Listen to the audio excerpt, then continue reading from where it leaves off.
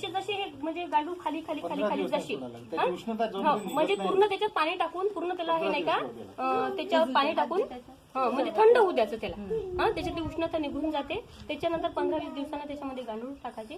ते जसं जसं ते विष्ठा सोडत जातील तसे तसे ते खाली खाली जात जाईल आणि त्याची विष्ठा ते मातीत रूपांतर होत जाईल. जे खाते ना ते आपलं गवत टाकलेलं राहते, काडी कचरा टाकलेला राहते, शेणखत टाकलेलं राहते आपण त्याच्यामध्ये, तर त्याची जी विष्ठा राहते ते विष्ठापासून ते खत बनवत बनवत खाली खाली जात राहते. जसे जसे खाली जशी पोहोचल तशी तशी वरची वरची माती मोकळी होईल, चोपडी होईल.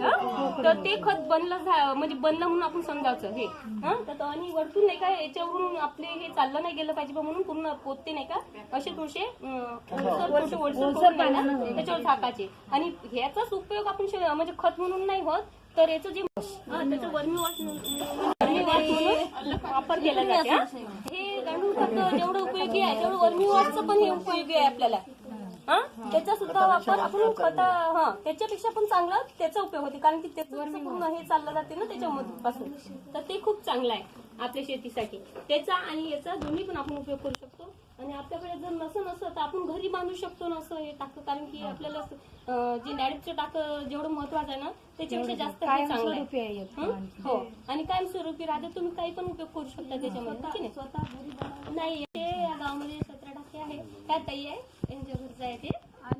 आणि यांच्या घरी नुसतं हे गांडूळ खताचंच नाही आहे, तर यांना म्हटलं यांची टीम खूप इच्छा होती त्यांची वाली शेतात न्यायचं, पण शेतामध्ये पुष्कळ दूर आहे शेत.